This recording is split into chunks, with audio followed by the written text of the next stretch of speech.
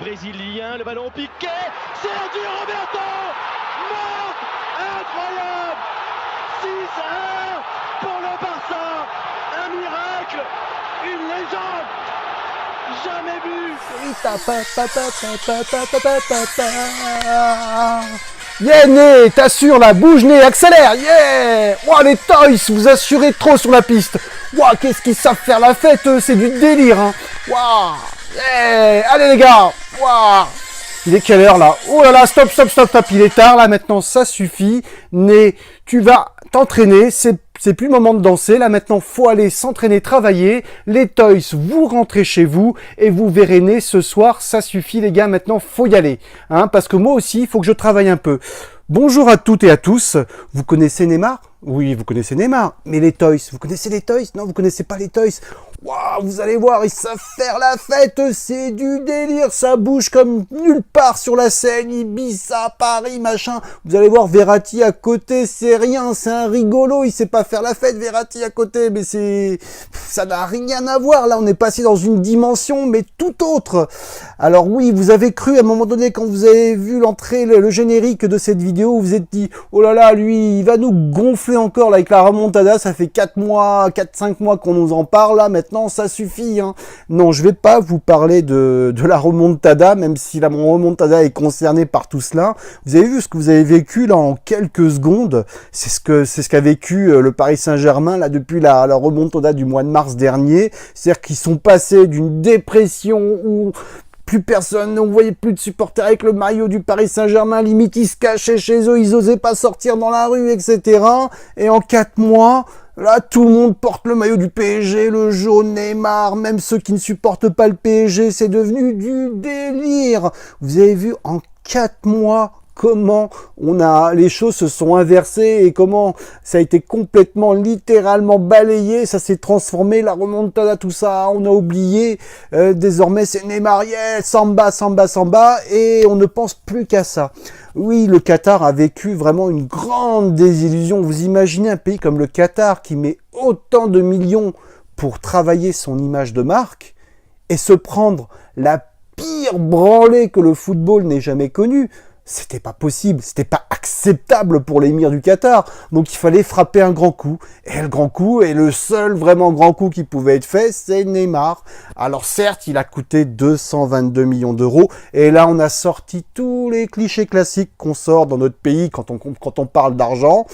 C'est il gagne trop, on peut se payer tant de bières, tant de Ferrari, tant d'avions avec 222 millions. Mais en fait, la réalité, elle est tout autre. Le football, il faut prendre un petit peu de recul, il faut se calmer. C'est un véritable business. Et pour ceux qui ne l'ont pas compris, ils n'ont rien compris à ce que c'était le football. Le football, c'est certes un divertissement, on s'amuse, on voit des joueurs jouer sur le terrain, courir, etc. Mais derrière, il y a toute une industrie, toute une économie qui pèse quand même 25 milliards d'euros. Donc tous ces gens-là, toutes ces femmes et hommes politiques, surtout, qui ont même osé utiliser le mot indécence quand il s'agissait de parler du montant du transfert de Neymar. Mais est-ce qu'ils se rendent compte de quoi ils parlent? Il faudrait peut-être qu'ils s'intéressent un peu plus aux choses et à ce qu'est le football. Dans ce cas-là, il faudrait critiquer tous les secteurs d'activité où il y a de l'argent. Et là, je vous dis, ils sont pas sortis de l'auberge. Alors certes, c'est super à des fins électorales toucher l'opinion publique parce qu'effectivement, quand on voit des joueurs dans ce mercato qui a été particulièrement agité, qui est tendu, voir des millionnaires faire grève pour partir dans un autre club, simuler des blessures, des maladies, voire même faire déjà ses cartons avant même d'avoir signé ailleurs, et bien effectivement, aux yeux de l'opinion publique et de la personne qui travaille dans les usines ou dans les chantiers ou etc., qui trime pour gagner 800, 900 000 euros par mois, effectivement, ça fait beaucoup de dégâts dans l'opinion publique. Mais par contre, ce n'est que de la démagogie. On vous raconte tout et n'importe quoi à des fins surtout électorales. Donc il faut se calmer. Et on avait même eu des dirigeants de football de Ligue 1 dire que le Qatar allait déstabiliser le football en France et voire dans le monde et en Europe. Vous vous rendez compte jusqu'où on est allé? Le Qatar va tous nous manger. Oui, avec ses 152 milliards d'euros de PIB. Donc effectivement, 152 milliards d'euros de PIB par rapport à 222 millions pour Neymar. Ouais, c'est pas grand chose, hein. Finalement c'est beaucoup pour certains et peu pour d'autres. Certains roulent en Ferrari, d'autres en 4L. Vous savez, si on commence à rentrer dans l'histoire de l'égalité, des inégalités, je pense que toutes ces personnes là qu'on parlait d'indécence reverraient leur copie. Alors calmons-nous. Pour comprendre ce qu'est le football et pourquoi ce mercato est vraiment agité, particulièrement cet été par rapport aux années précédentes, il faut remonter à la genèse du football et ce qu'est le football et comment le football est apparu et pourquoi il s'est développé autant. Le football, tout le monde s'accorde à dire qu'il a été inventé par les Anglais aux alentours du XVIIIe siècle. Et comment est né le football? Il est né sur fond de rivalité et de lutte de classe sociale. Nous avons eu l'Angleterre du Nord qui était industrielle avec des usines, des unités de production et des chefs d'entreprise qui produisaient, qui étaient riches à l'époque, mais par contre, ils avaient des problèmes de main-d'œuvre, de recruter de la main-d'œuvre qualifiée notamment, et donc le football leur servait également à faire venir du personnel, à faire venir des ouvriers pour travailler dans ces unités de production. Ces ouvriers-là allaient travailler dans les usines et pouvaient après se divertir pour voir des matchs de football.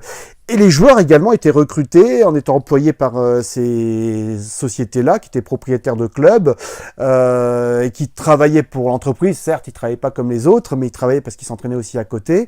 Et c'était aussi un moyen, voilà, de développer l'image de l'entreprise et de se développer économiquement pour ces entreprises. Et nous avions l'Angleterre du Sud, qui était plutôt bourgeoise, notamment à Londres, qui était plutôt bourgeoise, conservatrice et qui voulait que le football reste un sport réservé à une élite, comme on peut le voir encore dans d'autres sports, hein, le polo, etc. Hein. On va pas rentrer dans ces débats-là aujourd'hui. Et donc, il voulait que le sport, le football en tout cas, soit réservé à la bourgeoisie. Pour une simple raison, c'est une question de suprématie et de domination de l'un sur l'autre. La bourgeoisie anglaise voulait dominer la classe sociale, la classe ouvrière, et donc le football était un des moyens d'asseoir cette domination-là. Les uns voulaient professionnaliser le football, les autres non, justement pour dominer et ne pas populariser le football, le rendre populaire et perdre ce pouvoir notamment sur cette classe sociale. Donc là, déjà, quand vous avez compris ça, vous avez compris beaucoup de choses. Le foot, c'est quoi? C'est des luttes, des rivalités entre communautés. Donc c'est une communauté par rapport à une autre. C'est des supporters d'une équipe par rapport à des supporters d'une autre équipe. Le football n'est que une rivalité, lutte, confrontation, guerre. Oui, j'ose utiliser ce mot guerre. Une guerre, on va dire, pas avec les armes, mais une guerre quand même, de pouvoir, de suprématie, etc., de l'un par rapport à l'autre. Et donc, on retrouve ce modèle-là, classe ouvrière, par rapport à la classe bourgeoise, un peu partout dans le monde. Hein. On l'a en France avec Saint-Étienne, Marseille, Lens, plutôt considérés comme des clubs basés sur la classe sociale populaire, et Paris, Bordeaux, etc., plutôt la classe bourgeoise, et Paris, voire même assimilé à du showbiz. Donc vous voyez, ces rivalités-là, on les retrouve partout en Italie, avec la famille Agnelli, propriétaire de la Juve, par rapport à l'Italie du Sud, plutôt ouvrière, plutôt classe sociale défavorisée, avec Naples, etc. On a même ça en Argentine, en Amérique du Sud, hein, avec les deux clubs les deux clubs phares du pays, River Plate, plutôt classe bourgeoise, et Boca Juniors, plutôt football de la classe populaire, etc. Donc maintenant, quand vous avez compris ça, déjà, vous comprenez ce qu'est le football, et cette espèce de rivalité. Le football n'existerait pas s'il n'y avait pas ces rivalités-là, de classe sociale, de communauté, etc. La suprématie d'une équipe par rapport à l'autre, la suprématie d'un pays par rapport à un autre, etc. Sauf que ce qui a changé, c'est juste l'échelle à laquelle se font maintenant ces rivalités et ces luttes-là. Avant, Quand le football est né, c'était plutôt des rivalités au niveau local, régional et voire national, voire même dans toute la Grande-Bretagne, hein, l'Angleterre par rapport à l'Écosse, par rapport à l'Irlande, et par rapport au Pays de Galles, etc. Et aujourd'hui, cette rivalité est devenue mondiale, c'est devenu international. Hein, le football n'est que le reflet de notre société qui se mondialise, qui s'internationalise, et donc le football n'échappe pas à tout cela, hein, n'échappe pas à ces rivalités-là sur le plan mondial. Donc ne serait ni plus ni moins que le reflet de notre société. Alors, ce mercato d'été, il est tendu parce qu'on est sur un gros business, un gros marché, et puis plusieurs phénomènes qui sont venus se greffer. Tout simplement pour une question de gros sous. Hein, c'est toujours une question d'argent. Donc, comme je vous ai dit, c'est un marché de 25 milliards d'euros, devenu complètement mondial et international, qui s'est surtout développé depuis 2-3 ans, dû à différents facteurs. Et on va les voir par la suite. Alors, le premier facteur, donc il y en a 5, hein, il y en a 1, 2, 3, 4, 5 des facteurs. Le premier facteur qui a lancé les hostilités et qui a permis d'injecter beaucoup d'argent dans l'économie du football, ce sont les droits télévisuels. Aujourd'hui, il n'est plus possible quasiment de voir un match sans avoir un abonnement, sans payer une redevance à une chaîne de télé. Et ceux qui ont lancé les premiers les hostilités, ce sont les Anglais, avec leurs droits TV qui sont commercialisés très très cher et qui ne sont pas que commercialisés à l'échelle de l'Angleterre, ni à l'échelle de l'Europe, ni à l'échelle des États-Unis, mais maintenant qui sont commercialisés à l'échelle mondiale et qui s'ouvrent depuis 2-3 ans surtout vers l'Asie, la Chine, l'Inde, etc. Tous ces marchés-là qui nous permettent de passer à un marché de quelques millions de téléspectateurs entre l'Europe, l'Amérique du Sud qui s'intéressent au football, à un marché complètement mondialisé de quelques milliards de téléspectateurs, puisqu'en Chine, en Inde, c'est plusieurs milliards de personnes et qui permettent d'ouvrir complètement le football et de l'ouvrir sur le plan du business, parce que derrière, il s'ensuit plein de choses. Donc, comme on est dans un marché de plusieurs milliards de personnes, des nouveaux marchés avec des classes sociales qui évoluent, puisque la Chine évolue au niveau social, donc de l'argent potentiel pour des marques, pour des sponsors qui ont emboîté le pas des droits TV de l'Angleterre et du championnat anglais. Alors on va le voir, donc le premier facteur qui a fait que le football a eu des rentrées d'argent très fortes, notamment en Angleterre, ce sont les droits TV. Alors voyons un peu ce qui se passe au niveau des droits TV en Angleterre. Ce tableau des droits TV anglais, ouh là là, quand on voit les chiffres, ça fait rêver plus d'un président en Ligue 1. Alors, vous voyez, les Anglais, eux, les 20 clubs anglais ont reçu près de 2,6 milliards d'euros issus des droits TV. Vous voyez un peu ce rapport de force quand on voit qu'en France, nos clubs perçoivent un peu plus de 700 millions. En Allemagne, 1,2 milliard. En Italie, 950 millions.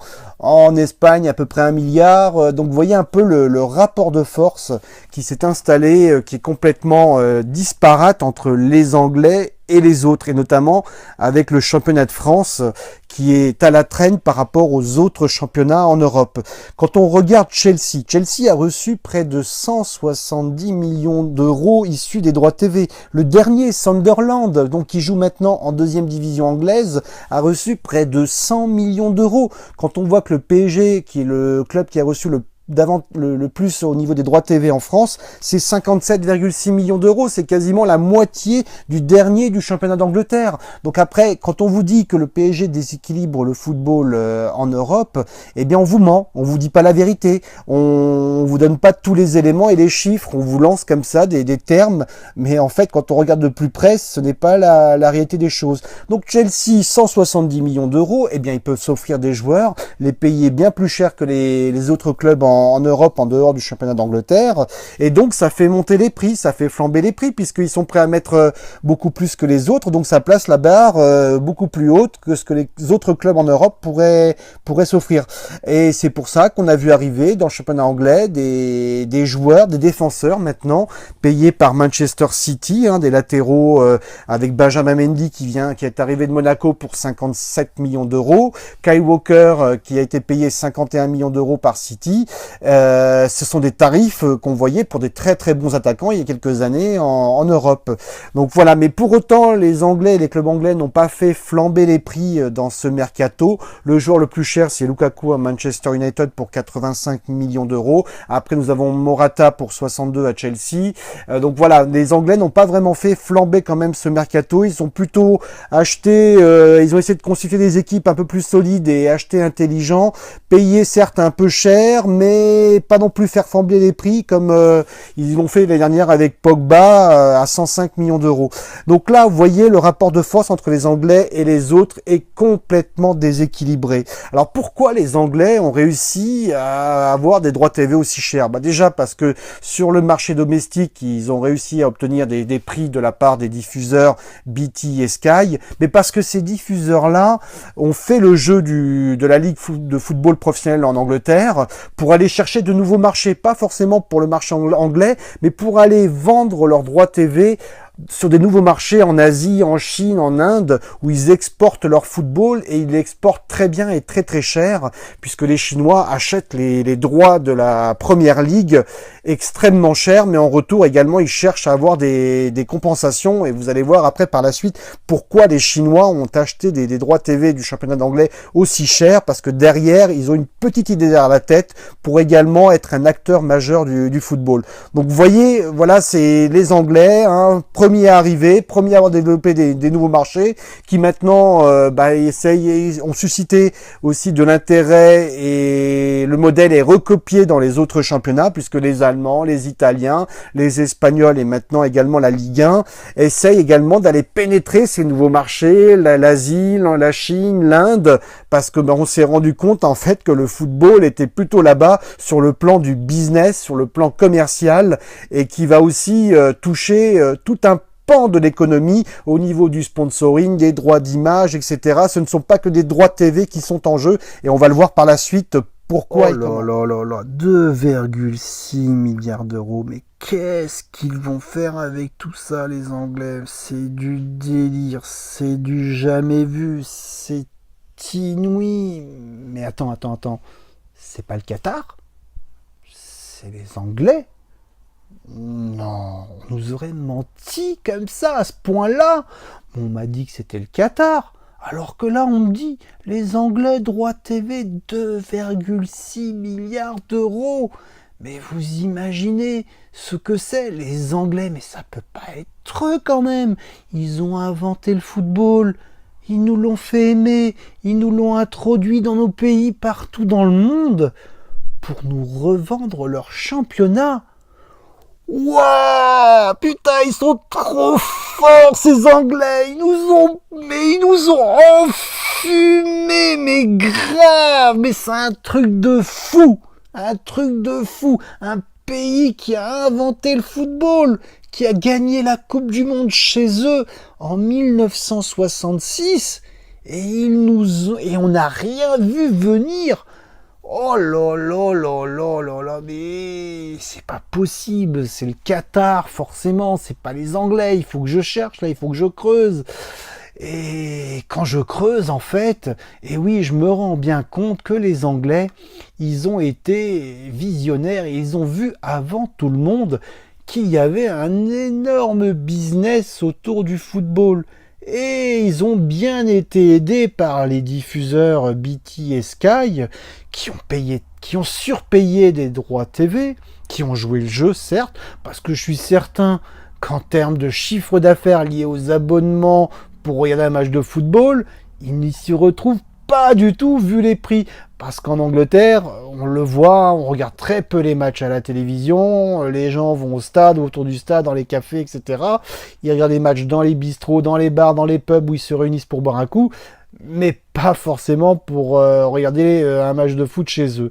Donc là, ils ont été très malins parce qu'ils ont gonflé le budget des clubs, ce qui a très vite donné beaucoup de moyens au club anglais, qu'on pu acheter plein de joueurs. En plus, ils redistribuent quasiment à part égale entre le premier et le dernier du championnat pour justement que tous les clubs puissent se renforcer et avoir un championnat très attractif parce que tous les clubs peuvent recruter des bons joueurs à des prix plus élevés que les autres clubs en Europe.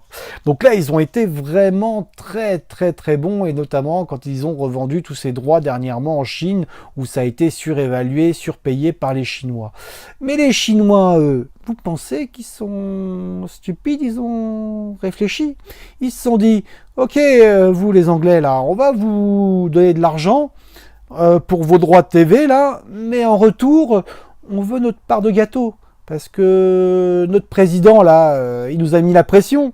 Il veut faire du football source de développement, comme un outil de développement et d'image pour le pays. Donc effectivement, la Chine a décidé que le football désormais allait être le sport numéro 1 qui va permettre à la Chine de se développer sur le plan touristique, sur le plan économique, et je vais vous expliquer comment, et sur le plan également politique vis-à-vis d'une assise qu'ils peuvent avoir et rayonner partout dans le monde. Un peu ce que fait le Qatar et d'autres au travers du football. Alors les Chinois, ils se sont dit, vous les Anglais là, je vous achète vos droits là très très cher.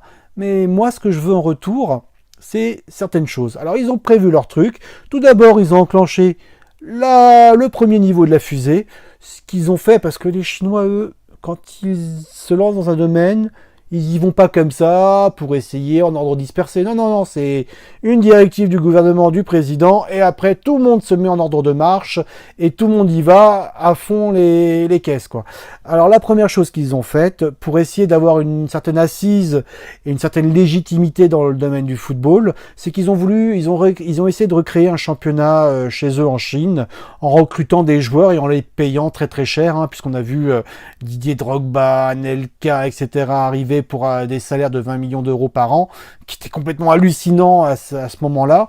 Et dernièrement, Tevez à 40 millions d'euros par an, qui est simplement le footballeur le plus payé au monde pour jouer dans un championnat qui est équivalent chez nous à de la CFA, DH, vous voyez, trucs semi-professionnels, quoi, au début du football en Angleterre. Vous imaginez, à cette époque-là, ils n'étaient pas payés ce prix-là. Donc les Chinois, très malins, premier niveau de la fusée, on commence à gagner en légitimité, on se fait connaître, on fait venir des joueurs, paf, on rayonne, on fait déjà parler de nous dans un premier temps. Donc premier niveau, on commence à être connu. Deuxième niveau maintenant, c'est vous les Anglais là, je paye vos droits TV très cher, mais je veux aussi prendre des petites parts dans vos clubs.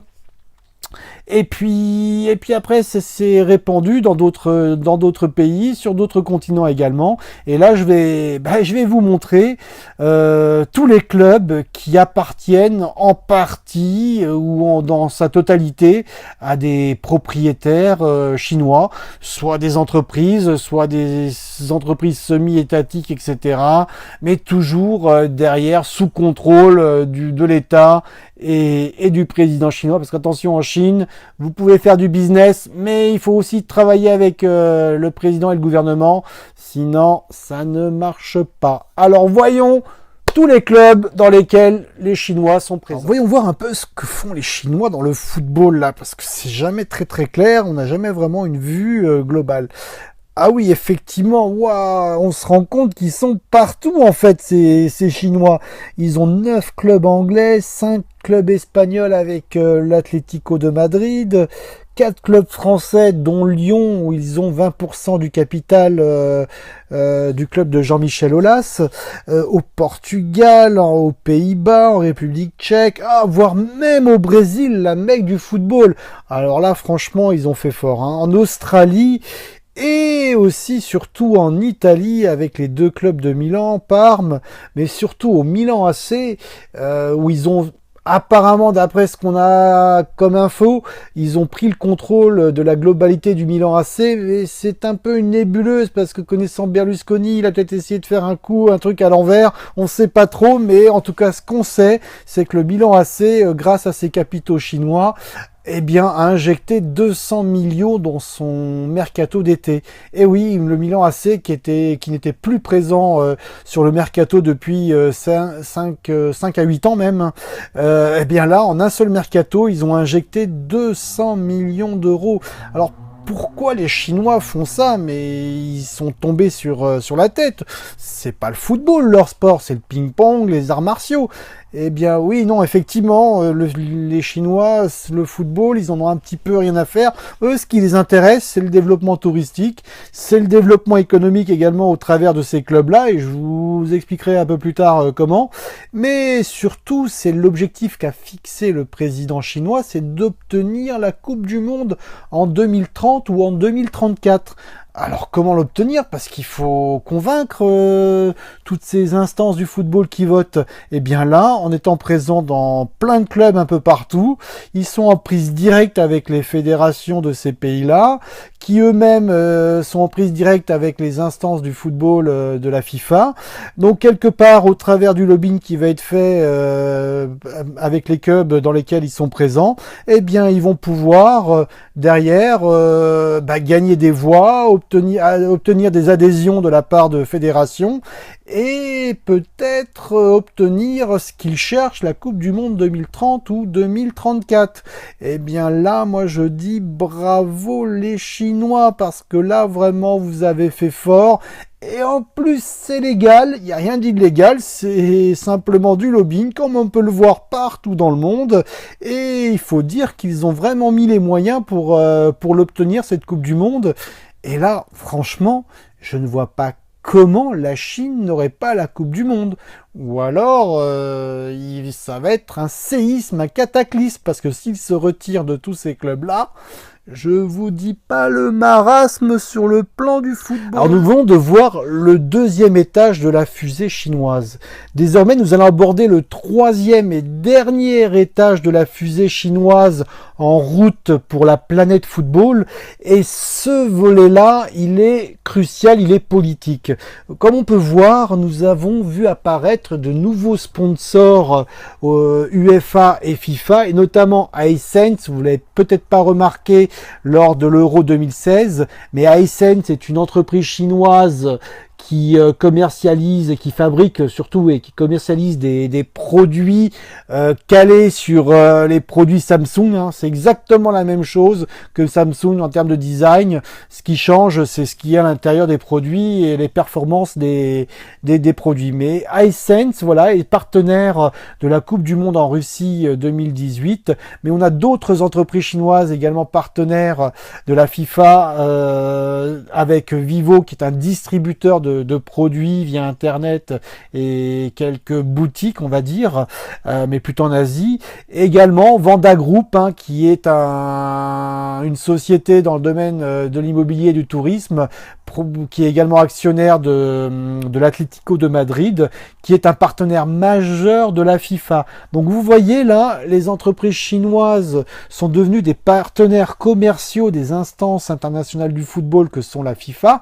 Donc c'est la FIFA qui octroie la Coupe du Monde au pays, et que là, au travers de ces entreprises-là chinoises qui ont pris le relais de toutes ces entreprises qui ont quitté le navire FIFA suite au scandale de l'obtention de la Coupe du Monde Russie, Qatar et tout ce qui est également malversation et scandale financier à la FIFA, eh bien ces entreprises chinoises ont permis à la FIFA d'avoir un rythme de vie, un chiffre d'affaires équivalent avant ce scandale-là. Donc on peut tout à fait penser que les Chinois vont avoir énormément de poids, et lorsqu'il faudra voter pour la Coupe du Monde 2030 ou 2034, et qu'au travers de ce sponsoring-là, eh bien, ils pourront également faire du lobbying auprès des fédérations, des confédérations à l'international.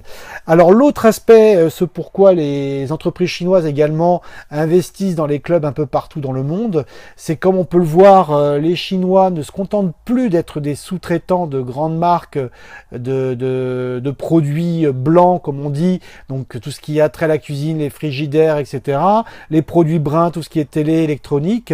Aujourd'hui, les Chinois fabriquent leurs propres produits, donc ça leur rapporte beaucoup plus. Sauf qu'ils ont beaucoup de difficultés à vendre en dehors de la Chine, notamment en Europe et dans les pays occidentaux, parce que tout simplement le monde de la distribution leur est fermé. C'est un monde qui est verrouillé par les grandes marques qui existent depuis des années, avec lesquelles ils ont des accords, et donc on évite de faire rentrer les produits chinois pour pas faire de la concurrence à ces marques historiques, mais également les distributeurs verraient leur valeur ajoutée, leur marge drôlement baisser, parce que les produits chinois sont bien moins chers que les autres. Donc tout cela mis bout à bout fait que les Chinois ils se sont dit, au travers du football et des clubs dans lesquels on est présent, on va pouvoir discuter un peu plus facilement avec les distributeurs, avec beaucoup plus de poids, puisque, comme on le sait, le football touche à l'économie, touche aux politiques, et que le monde de la distribution est également lié avec la politique. C'est tout va de pair, comme on l'a dit depuis le début de cette vidéo. Tout est ensemble, etc. C'est une guerre, faut la gagner. Donc le football, c'est un moyen, un outil, un levier pour remporter des batailles. Donc voilà, c'est pour ça que la Chine maintenant s'est développé fortement dans le football. Enfin maintenant, ça fait 2-3 ans que les Chinois sont apparus dans le football, et vous pouvez voir qu'en l'espace de seulement 2-3 ans, ce sont devenus des acteurs incontournables du football mondial. Donc et la Coupe du Monde 2030 ou 2034, ils vont l'avoir. Alors 2030, on a vu récemment l'Uruguay et l'Argentine s'associer pour obtenir la Coupe du Monde 2030. Ouh là là là là, mon petit nez me dit que les Argentins, les Uruguayens ne veulent peut-être pas organiser la Coupe du Monde parce que ça coûte très très cher, mais par contre, eux, ils voient que les Chinois investissent au Brésil, investissent en Australie, investissent en Europe, mais ne s'intéressent pas à leur pays. Et quand on sait qu'en Argentine, notamment, l'économie du pays est quasiment anéantie, que le football argentin, les clubs sont complètement croulent sous les dettes et sont au bord de la banqueroute. Donc ils se disent, bah tiens là, en faisant de la concurrence à la Chine pour 2030, peut-être que s'ils s'intéressent à nous, qu'ils injectent des fonds dans le pays, eh bien on leur laisserait volontiers la Coupe du Monde 2030 et puis voilà, tout le monde est content, tout le monde est gagnant, et au moins nous on n'est pas oubliés, Argentins quand même, on est des acteurs mondiaux du football, on est un grand pays du football. Pourquoi les Chinois, qui eux s'intéressent au football maintenant depuis 2-3 ans, ne s'intéressent pas à nous? On a quand même le pays de Maradona. Donc voilà, c'est mon petit nez qui me dit ça, et on verra ce qui va se passer. Mais en tout cas, je trouve que les Chinois ont très bien fait les choses, et sur tous les plans pour se développer à une vitesse où on a rarement vu ça, quoi. En 2-3 ans, être un acteur incontournable du football mondial. C'est la faute des Chinois, c'est pas les Anglais, c'est pas le Qatar. Alors tout le monde nous ment, mais c'est incroyable. On nous ment, on nous dit que c'est le Qatar, puis après on nous dit que c'est les Anglais, et voilà maintenant que débarquent les Chinois. Mais moi je suis perdu, je comprends plus rien, mais qui dit la vérité dans cette histoire? C'est du délire. Alors, désolé pour mon accent toulousain, j'ai vécu un petit peu à Toulouse, mais j'ai perdu de mon accent, ça fait plus de 20 ans pour le bout du. Et je pensais, moi, à Toulouse, que les Chinois étaient présents qu'au niveau de l'aéroport. Mais maintenant, on me dit que même le football, moi je suis complètement perdu. Mais ce qui me vient à l'esprit, en fait, c'est, je sais pas si vous vous rappelez d'Alain Perfit. Ça vous dit quelque chose, Alain Perfit? Un livre écrit par un auteur qui s'appelle Alain Perfit, écrit en 1973. Non, ça vous dit rien? Rappelez-vous, Alain Perfit. Non, ça vous dit rien? C'est un livre que j'ai lu il y a très longtemps, hein, ça devait être dans les années 90, parce que ça m'intéressait, mais en fait, Alain Perfit, il avait vu tout avant tout le monde. C'est incroyable. Bah alors, c'est incroyable. Je vous invite d'ailleurs à lire le livre si vous ne le connaissez pas. Si je vous dis quand la Chine s'éveillera, le monde tremblera. Eh bien oui, c'est le titre d'un livre qui est paru en 1973, écrit par un homme politique qui s'appelle Alain Perfit. Donc ça fait déjà 44 ans que ce livre est paru. Et dans ce livre, il est expliqué que compte tenu de la taille et de la croissance de la population chinoise, elle finira inexorablement par s'imposer au reste du monde dès qu'elle maîtrisera une technologie suffisante. Eh bien là, ça y est, on y sommes depuis des années. La Chine maîtrise le textile, déjà d'une part. Elle s'est fabriquée un outil de fabrication et de production très performant. Lorsque vous achetez des vêtements ou un maillot de football notamment, il y a des chances que ça soit fabriqué en Chine ou en Thaïlande, mais en tout cas, ça transite toujours par la Chine. Et également, la Chine maîtrise maintenant tout ce qui est technologie informatique, électronique, etc., puisque tous les composants viennent de Chine, et qu'aujourd'hui, maintenant, elle est passée à une nouvelle ère, une nouvelle étape, c'est de distribuer en nom propre tous ces produits et de ne plus être le sous-traitant du monde entier. Et donc là, le football sert de levier pour se répandre et se développer d'un point de vue économique au travers de ces entreprises-là, et qu'il faut savoir que le football est un levier formidable en termes de communication et en termes de population touchée et de consommateurs atteints. Donc là, ça y est, la Chine, on y est complètement, et on va voir notamment l'Empire du Milieu se développer fortement encore davantage dans le football, jusqu'à l'obtention au moins de sa Coupe du Monde en 2030, et nous sommes rentrés dans une nouvelle ère, et dans une ère où la Chine va vraiment s'imposer également dans le domaine du football. Et il faut s'attendre également à une forte concurrence des Chinois qui injectent des sommes très importantes, puisqu'ils disposent d'énormes capitaux, et on n'a plus seulement une concurrence des États-Unis, de la Russie, de la Thaïlande et d'autres pays. Maintenant, la Chine, qui est encore beaucoup plus puissante que ces investisseurs privés réunis, va vraiment utiliser le football comme un vrai levier de développement économique, touristique et politique. Dire qu'Alain Perfit le savait. Il avait déjà tout deviné depuis 44 ans. Mais Alain, tu déconnes, sérieux? T'aurais pu nous le dire. Pourquoi tu ne nous as pas prévenus que la Chine allait dominer le monde et qu'elle allait forcément venir au football? Vous vous rendez compte, c'est un Français qui aurait pu être président de la Ligue 1, qui aurait pu développer le football français, et on aurait détrôné nos amis anglais de Première Ligue. Nous, Français, on aurait pu avoir 3 milliards d'euros de droits TV vendus au travers de la planète. On aurait pu avoir les meilleurs joueurs chez nous, on aurait pu être les maîtres du monde. Alain, sérieux? C'est incroyable! Et dire qu'on nous a dit que c'était le Qatar, que c'était les Anglais, et maintenant on nous dit que c'est les Chinois, et Alain, paf, il avait déjà écrit un livre là-dessus, quoi! C'est du délire. Et dire qu'on aurait pu avoir Messi et Ronaldo. D'ailleurs, parlons-en de Messi et Ronaldo, parce que avec le développement du football dans ces pays-là émergents, nouveaux pays qui n'ont aucune culture football, faut savoir qu'en Chine et en Asie, ce sont des dingues d'informatique.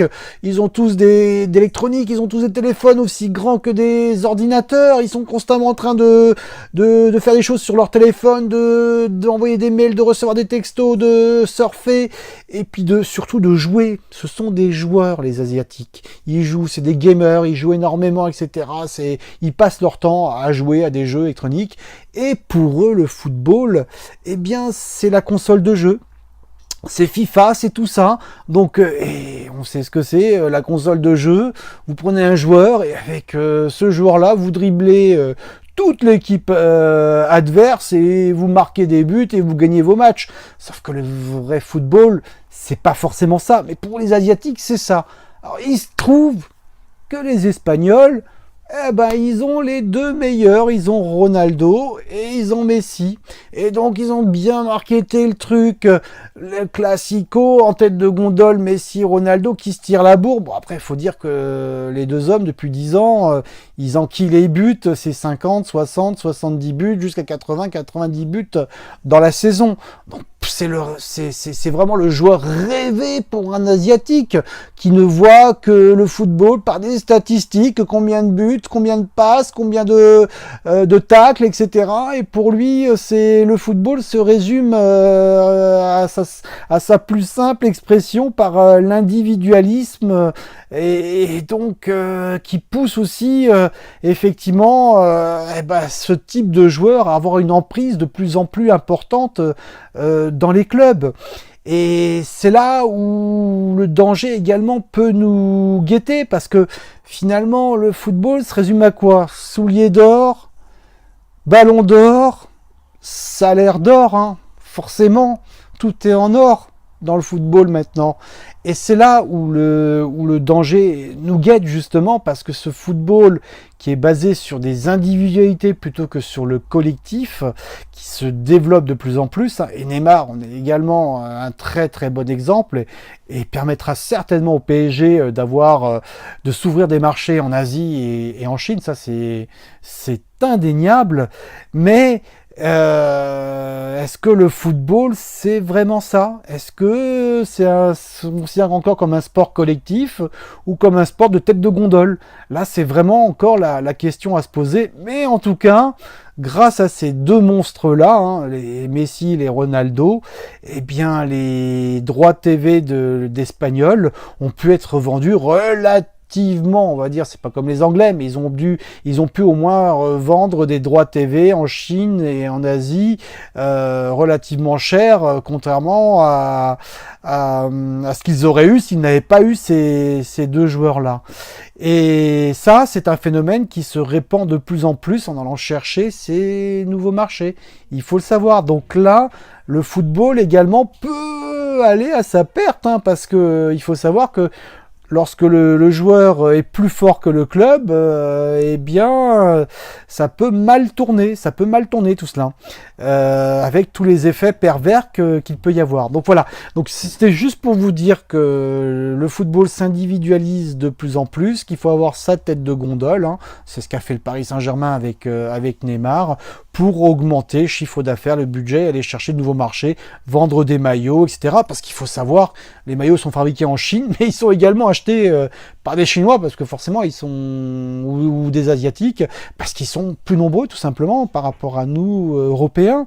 Voilà, donc c'est un marché qui s'individualise et qui n'est pas négligeable et qui contribue à injecter de l'argent dans les. Et oui, la Ligue espagnole s'est développée ces dernières années, notamment à commercialiser des droits TV beaucoup plus chers dans des nouveaux marchés comme l'Asie, la Chine, etc.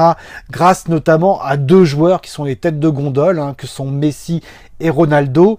Et la Ligue espagnole mettait tout ça bien en avant à travers des visuels, des vidéos, où limite ça devenait un match entre Messi contre Ronaldo plutôt que le Barça contre le Real. Et oui, la Ligue espagnole s'est adaptée à ces nouveaux marchés, donc les marchés asiatiques et chinois qui n'ont pas une culture football très développée, et pour eux le football se résume à du jeu, hein, puisque ce sont des gamers, ils jouent énormément avec leurs outils, ils ont des téléphones encore plus grands qu'un ordinateur, et pour eux le football c'est FIFA, c'est-à-dire je choisis un joueur, Ronaldo ou Messi notamment, et je dribble toute l'équipe adverse, et je marque des buts et je gagne mes matchs. Et en plus dans ces jeux-là, tout se résume à la fin du match ou d'une action par des statistiques. Donc vous avez les statistiques individuelles des joueurs, il a tiré tant de fois au but, il a marqué tant de buts, etc. Et c'est là où ça devient dangereux entre nos marchés classiques et ces nouveaux marchés, parce que vous allez certes attirer de nouvelles personnes et de nouveaux téléspectateurs et spectateurs dans le football, mais quelque part vous allez aussi rendre le joueur beaucoup plus important, et voire même plus important que le club. Et là, le danger guette les clubs, parce que lorsque le joueur devient plus important, et si ce joueur n'a pas la tête sur les épaules, eh bien, il décide lui-même de quand il sera augmenté, il décide lui-même de quel recrutement il faut faire, il décide lui-même des matchs qu'il faudra jouer en avant-saison. Et là, ça devient extrêmement dangereux et voire incontrôlable pour un club. Et c'est là où vraiment on doit faire la part des choses et savoir jusqu'où on veut aller et comment on fait les choses. Parce qu'à vouloir trop individualiser le football, on en oublie même ses valeurs et la genèse de ce qui a fait la réussite de ce sport. Et pour vous montrer le poids que peuvent avoir un Messi et un Ronaldo, il suffit juste de regarder les maillots que portent les enfants et voire même dans des pays où on ne soupçonne même pas qu'ils les connaissent. Vous avez certainement découvert ce jeune Afghan de 6 ans au nom de Murtaza qui a ému toute la planète parce que son papa lui a fabriqué un maillot avec des sacs en plastique aux couleurs de l'Argentine où il a écrit le nom du joueur avec son numéro. Et ben ce jeune homme montre toute l'importance et la portée médiatique des très grands footballeurs comme Messi. Alors il a eu la chance de rencontrer son idole au Qatar lors d'un match amical du Barça contre une équipe qatari où il a été invité par les autorités du pays. Ce jeune homme a ému tout le monde entier, et c'est là où on se rend compte de l'importance et de la portée médiatique des très très grands footballeurs et du rôle social qu'ils jouent dans le monde entier, parce qu'on voit que ce jeune homme connaissait le joueur, certainement il l'a vu jouer sur les terrains, alors qu'il n'a peut-être même pas de quoi manger à sa faim tous les jours. Donc ça, il faut se rendre compte, c'est là où vraiment on voit la portée colossale et médiatique des très très grands footballeurs et également ce pourquoi les marques s'intéressent à ces joueurs-là, parce que s'ils sont connus au fin fond d'un pays de population défavorisée très très pauvre, alors ils sont certainement connus des autres populations dans les villes où les revenus et où les niveaux sociaux sont bien plus élevés pour notamment commercialiser leurs produits, parce qu'on achète toujours plus facilement sous le coup des émotions où son idole ou sa star fait la publicité de la marque en question, et ça effectivement ça intéresse fortement également les marques, parce que ces populations-là, ces fans-là, eh bien elles veulent s'approprier ces produits simplement de leurs idoles. Et donc là vraiment on voit bien l'importance qu'ont les footballeurs dans notre société. D'accord. Donc si j'ai bien suivi, bien tout compris, je ne peux pas me passer de l'Asie, de la Chine, de l'Inde et des autres pays, parce que c'est là que sont les nouveaux marchés. Mais comment je vais faire pour les attaquer, pour être attractif? Ils ne s'intéressent visiblement qu'à Messi, Neymar et les têtes de gondole. Et quand on regarde sur le marché, il reste plus grand monde. On a un Dybala qui commence à intéresser le monde du football, mais il est complètement verrouillé, il a re-signé avec la Juve et ils le laisseront pas partir. On a Lewandowski, pareil, il a re-signé le Bayern, gros club, il le laissera pas partir. Il reste qui? Griezmann, éventuellement l'Atlético. Peut-être l'année prochaine, il reste Neymar. Il reste effectivement Neymar, le seul où un club aurait pu payer sa clause de 222 millions d'euros. Ce qu'a fait le Paris Saint-Germain pour se l'offrir. Et c'était le prix à payer pour attaquer ces nouveaux marchés. D'accord, je comprends mieux maintenant pourquoi le Paris Saint-Germain a mis autant, parce qu'en fait, ils n'ont pas le choix s'ils veulent se mettre au niveau des plus grands et un jour gagner la Ligue des Champions et avoir une augmentation du chiffre d'affaires. Ils n'ont pas eu d'autre choix que de se l'offrir. Effectivement, je comprends mieux maintenant pourquoi on en est arrivé là. Et aussi, comme il y a une pénurie de ces top players où il n'y en a pas à l'appel, il reste plus que Griezmann maintenant à être recruté, et après le reste, il va falloir taper sur les joueurs en dessous, sur éventuellement de jeunes prometteurs que l'on pense qu'ils peuvent devenir un jour, dans quelques temps, 2, 3, 4 ans, des têtes de gondole. C'est pour ça qu'on a vu des Dembélé à 140 millions d'euros au Barça. Ça devient une inflation où il y a 2 ans, Martial, c'était 80 millions d'euros. Vous voyez, en 2 ans, 140 millions. On a quasiment doublé. Et oui, c'est c'est le mercato, c'est le business du football, hein, inflationniste.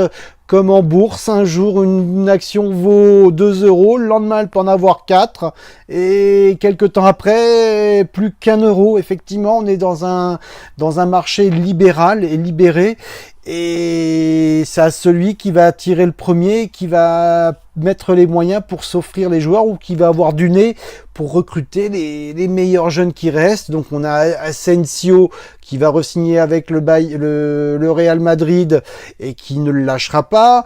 Il reste éventuellement Mbappé, que visiblement le PSG veut s'offrir à prix d'or également, pensant que ce sera la tête de gondole de demain.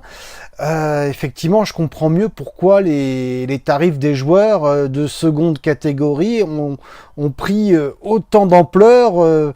S'ils valent même plus cher qu'il y a ne serait-ce que 5, 6, 7 ans, les meilleurs joueurs sur le marché. Effectivement, donc là, je saisis mieux tout cela et toute cette envolée des prix due au fait qu'il y a des nouveaux marchés avec des sommes qui sont complètement inégalés et qui n'ont plus rien à voir avec ce qui existait avant, avec les nouveaux marchés de la Chine notamment. D'accord, donc ça c'est pour moi un peu plus clair. Il y a également un quatrième facteur qui a fait que ce mercato était tendu, qu'il est historique et qui est complètement inédit. C'est dû au fait du conflit géopolitique au Moyen-Orient. Comme vous en avez entendu parler, deux pays, les Émirats Arabes Unis, l'Arabie Saoudite, ont fustigé, ont critiqué le Qatar pour plein de raisons, etc. Je ne veux pas rentrer dans ces débats-là, ça les regarde. Et donc, du coup, les Émirats Arabes Unis, ils ont Manchester City, le Qatar a le PSG, et ils se font la guerre, ils se tirent la bourre, et c'est des rivalités, des conflits autour du football et sur fond de football à travers leur club. Et donc ils essayent d'avoir les meilleurs joueurs, ils essayent de recruter des joueurs pour constituer une bonne équipe et pour avoir une suprématie de l'un par rapport à l'autre. C'est pour ça qu'on a eu dans ce mercato Manchester City le plus dépensier à plus de 240 millions d'euros et le PSG qui est à presque 240 millions également, mais qui va complètement dépasser les choses parce qu'on parle de Mbappé à 180, donc ils vont peut-être dépasser même les 400 millions d'euros. Vous imaginez 400 millions d'euros, c'est plus de 80% de leur budget annuel. Alors après, il va falloir le justifier auprès de l'UEFA qui n'accepte que les déficits de 30 millions par an. Et là, il va falloir être drôlement créatif et savoir présenter les choses pour démontrer qu'on peut absorber tous ces coûts-là. Mais bon, ça les regarde et c'est leur affaire. Donc effectivement, il vaut mieux que ces pays-là se tirent la bourre autour du football, qui se balancent des bonbonnes de gaz et qui des lance-flammes au pétrole. C'est un peu plus soft et c'est un peu plus soft power, effectivement. C'est préférable. Donc le football, effectivement, sert à régler des conflits, des luttes, mais de manière un peu plus douce et plus acceptable, effectivement. Donc là, je comprends mieux tout cela et pourquoi ce mercato est devenu complètement fou. Et le dernier élément, parce que marché Asie, gros potentiel, une population énorme, plusieurs milliards de personnes, donc naturellement la télé est présente, ça touche énormément de monde, les Asiatiques s'intéressent au football, donc les marques et les équipementiers, pour atteindre ces marchés-là et pour leur vendre des produits textiles, qui sont d'ailleurs fabriqués chez eux, eh bien ils essayent de s'offrir les maillots des plus grands clubs, ceux qui vendent le plus de maillots. Et c'est là où on a vu Adidas qui a complètement lancé les hostilités, qui a déclaré une guerre à Nike il y a 2 ans quand ils ont pris le maillot de Manchester United, où ils ont fait flamber les prix littéralement, qui n'a plus rien à voir avant la prise d'Adidas du maillot de Manchester United. Et donc du coup Nike se devait de contre-attaquer parce que derrière c'est 8 milliards d'euros d'enjeux de vente de maillots et de chaussures de football, et avec l'arrivée de la Chine et le développement du football en Chine et dans toute l'Asie, ça va être multiplié par 2, 3, 4, 5 dans les années à venir. Donc là, bling, bling, ce que voient les équipementiers, c'est les dollars qui vont leur tomber dessus, et effectivement le coût de sponsoring maillot de la part des équipementiers s'est littéralement envolé parce que les marchés sont complètement différents. Là où un club vendait 1 million de maillots, il va peut-être en vendre 2, 3, 4 dans les années à venir parce que on les voit, hein, les Chinois, ils ont déjà des maillots de Manchester, du Real, du Barça, etc. Et ça, c'est une guerre économique entre équipementiers. C'est pour ça qu'on voit des prix complètement hallucinants qui ont flambé depuis 2 ans. Et d'ailleurs, on va le voir avec quelques maillots de grands clubs. Alors, voyons voir un peu ce qui s'est passé. Comme nous l'avons vu, le football, c'était un duopole. Il y avait d'un côté l'Europe, de l'autre côté l'Amérique du Sud. Les Anglais, eux, ils ont brisé tout le système. En voulant développer leur football, ils se sont tournés bien évidemment vers l'Asie. Donc la Chine, l'Inde, le Moyen-Orient, etc. Donc là, on est passé d'un marché de quelques millions de personnes à un marché de quelques milliards de personnes. Donc vous voyez bien un peu là l'ampleur du phénomène et le marché en termes de consommateurs que peut toucher une marque et voir un équipementier tel qu'Adidas et Nike qui ont tout de suite eu les dollars dans les yeux et qui ont vu qu'ils allaient pouvoir vendre énormément de maillots et beaucoup plus de maillots en Asie qu'en Europe. Alors qu'est-ce qu'ils ont fait, hein? Le premier à avoir déclaré la guerre et créé une inflation sur ce marché-là, c'est Adidas, en reprenant le maillot de Manchester United l'année dernière. Ils ont mis 100 millions sur la table qu'ils versent tous les ans à Manchester pour avoir leur logo sur leur maillot. Là où Nike versait seulement 35 millions. Donc vous imaginez bien Manchester United dire non, moi je veux pas travailler avec vous Adidas parce que je travaille avec Nike depuis plus longtemps, alors qu'ils peuvent faire x3, multiplier par 3 les recettes de sponsoring avec l'équipementier. Donc là, forcément, Adidas ayant déclaré la guerre, Nike allait riposter, et ce qu'a fait Nike, ils ont pris le maillot de Chelsea pour 65 millions par an, là où Adidas versait 30 millions. Et cette guerre s'est transposée aux plus grands clubs européens, avec la Juve, avec le Barça, avec le Real. Il n'y a pas eu encore vraiment de changement d'équipementier. Le Barça va rester avec Nike, parce que Nike, ils ont allongé le chèque, hein. Là où ils versaient 35 millions jusqu'à présent, ils vont en payer 150. Donc vous voyez, quasiment 5 fois plus. Le Real également va certainement avoir au moins 100 millions d'euros de la part d'Adidas, qui devra s'aligner au moins sur Manchester United. Donc cette forte inflation qui a été créée par les équipementiers pour vendre des maillots en Asie, il s'est transposé à l'ensemble du marché du sponsoring maillot des équipes, où pour avoir son logo devant Chevrolet sur le maillot de Manchester United, ils doivent aussi verser quasiment 100 millions d'euros. Barça a changé également récemment pour passer de Qatar Airways à Rakuten. Ils ont multiplié quasiment par deux. Posons-nous un petit peu là et faisons un peu un point de tout cela pour voir si on a bien compris, parce qu'avec tout ce qu'on nous a raconté là, c'est la faute d'un tel, le Qatar, le ceci, le cela, les machins, mais notre championnat va ressembler plus à rien, etc., etc., etc. Si je comprends bien, moi, c'est la faute des Anglais. Alors, allons voir les Anglais, demandons-leur pourquoi ils ont fait ça. Pourquoi ils ont ouvert des nouveaux marchés en Chine, qui sont allés vendre leurs droits TV et leurs championnats sur des nouveaux marchés où les gens ne connaissent rien au football. Ça leur a permis certes d'augmenter les budgets de leur club, de rendre un championnat anglais très attractif avec pas mal de moyens. Du coup, leur championnat est quasiment devenu plus important que la Ligue des Champions a disputé. D'ailleurs, on le voit, ils sont pas super concentrés et présents en Ligue des Champions.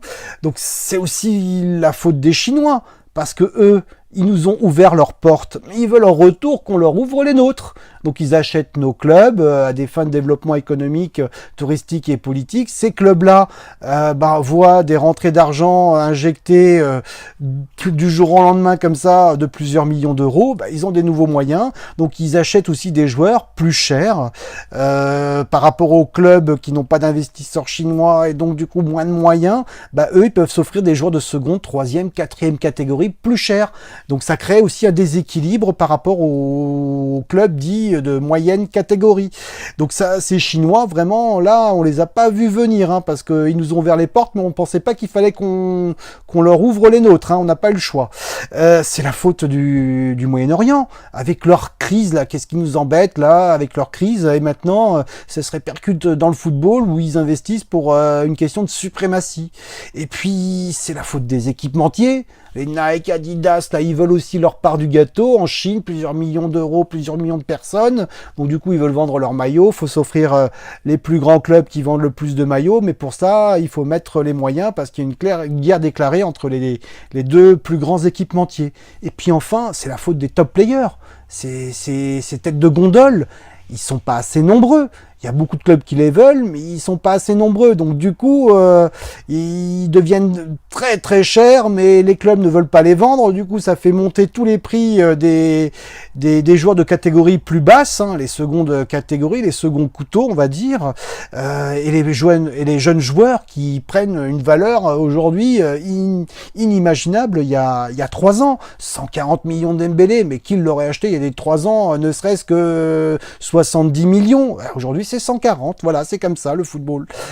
Et cette tête de gondole, c'est de leur faute. Alors hein, moi, je leur impute cette responsabilité. Ils n'ont qu'à être plus nombreux. Je suis désolé, hein, c'est comme ça. Hein, moi, j'impute ça à leur faute. Donc ces têtes de gondole, ces joueurs importants, comme ils sont pas nombreux, ils deviennent quasiment plus importants que le club dans lequel ils évoluent parce qu'ils ont besoin d'eux. Ce sont eux qui intéressent le marché chinois et les téléspectateurs là-bas en Asie. Puisque eux, ce qu'ils veulent, c'est un joueur qui fait la différence tout seul et qui marque des buts et qui fasse gagner l'équipe comme sur la console de jeu. Donc c'est de leur faute. Donc à quoi se résume aujourd'hui le football? C'est une tête de gondole qu'il faut avoir. Et donc cette tête de gondole, c'est quoi? C'est souliers d'or, ballon d'or, salaire d'or. Mais c'est la ruée vers l'or. C'est l'Amérique. Oh, peu cher, on nous aurait menti également à nous.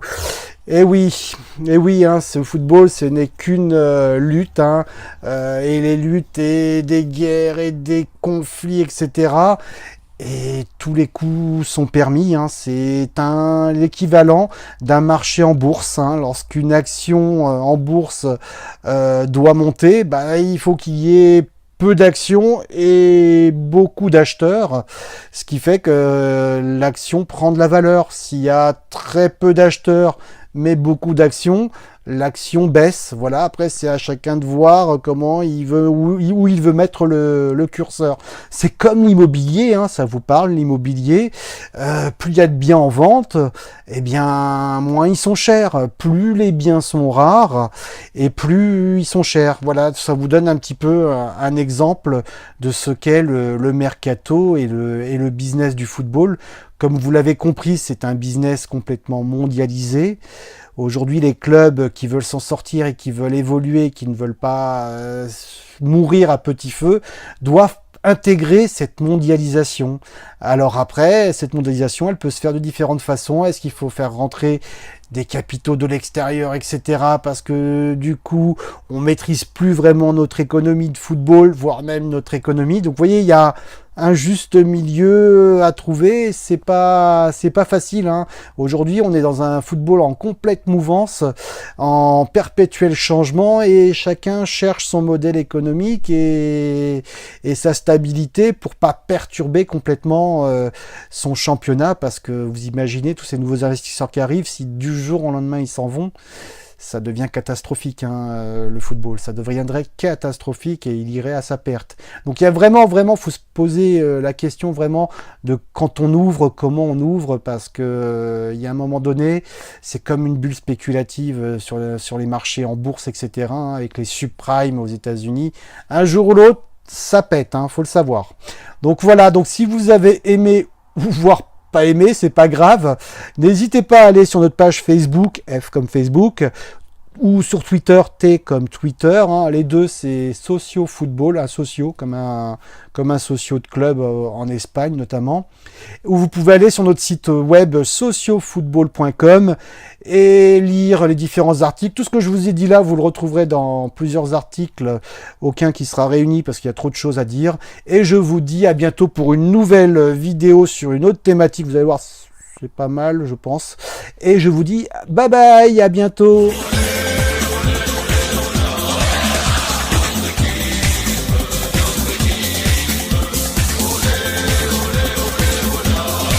Oui, il faut savoir qu'en Asie, c'est avant tout le joueur, le principal. C'est ce qui les intéresse, c'est le côté individuel et individualiste du joueur. Ça se résume vraiment à son plus simple appareil.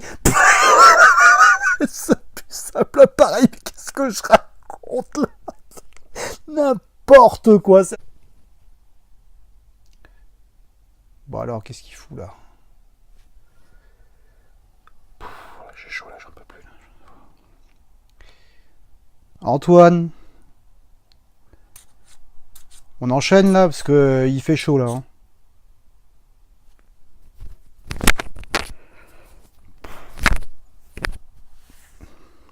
Qu'est-ce qu'il fout?